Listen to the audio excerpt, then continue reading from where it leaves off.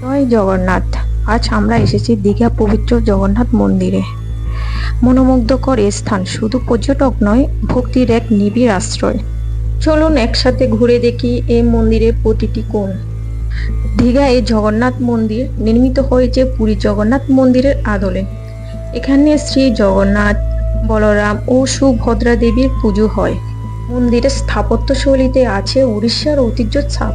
অত্যন্ত সুন্দর কারুকাজ, বিশাল প্রবেশদ্বার এবং সাদা পাথরের স্পষ্টতা। এখানে দেশ বিদেশ থেকে অনেক ভক্তের আগমন। এই মন্দিরটি পর্যটকদের জন্য যেমন আকর্ষণীয়, তেমন ভক্তদের জন্য অত্যন্ত পবিত্র।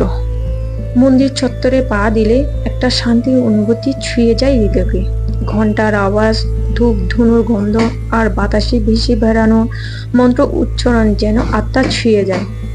অনেকে এখানে আসে প্রার্থনা করতে, কিছুক্ষণ চোখ বন্ধ করে ভক্তির ছোঁয়া নিজেকে ভরিয়ে নিতে। যদি আপনি দীঘায় আসেন, তাহলে অবশ্যই মন্দির দর্শন করতে ভুলবেন না।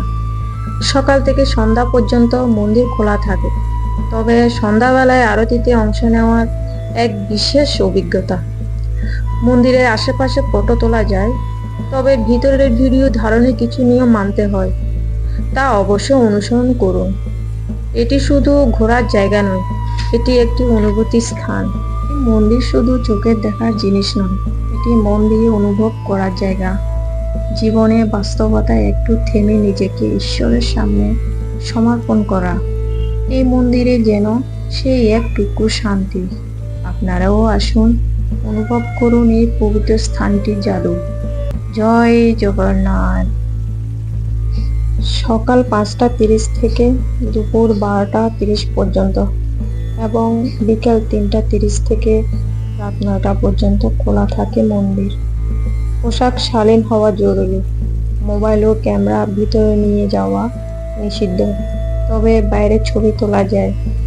ভগবানের প্রসাদ বিতরণ ও দান বাক্স রয়েছে। বাড়তি সুবিধা হলো পুরীর মতো কেবলমাত্র হিন্দু নয়, এখানে সকল ধর্মের মানুষই প্রবেশ করতে পারে, যা এই মন্দিরকে আরো উদার ও আধুনিক ভগবান পরিচয় দেয়। ভেতরে গিয়ে দেখলাম অনেক লোক, সত্যি অসাধারণ। ভিতরে গিয়ে এত ভালো লেগেছে।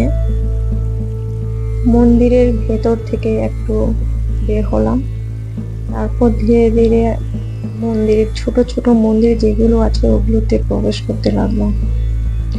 দেখছি ওখানে অনেক ভিড়।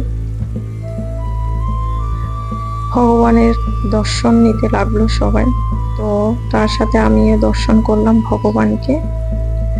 ভগবানকে দর্শন করার পর আবার ওখান থেকে বের হলাম।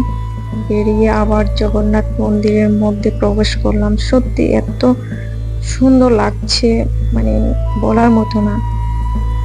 আবার ওখান থেকে বেরিয়ে চারদিকে মন্দিরটা ঘুরিয়ে দেখাতে লাগলাম। যত দেখি তত মুগ্ধ হয়ে যায়। দীঘা মানে আগে ছিল সৈকত, সূর্যাস্ত আর ঝিনুকের দোকান।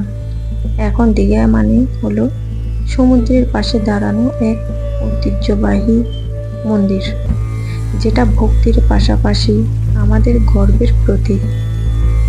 আপনি যদি ধর্মের প্রাণ হন, ইতিহাস ভালোবাসেন কিংবা নিচ্ছুকে একটু শান্তির সন্ধানে বেরিয়ে পড়েন, তাহলে জগন্নাথ ধাম মন্দির আপনার জন্য এক আদর্শ গন্তব্য।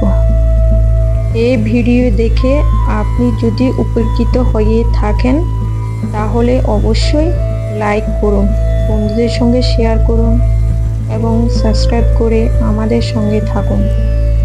পরবর্তী ভিডিও দেখা হবে অন্য কোনো নতুন জায়গায় অভিজ্ঞতা নিয়ে। সবাই ভালো থাকবেন, সুস্থ থাকবেন।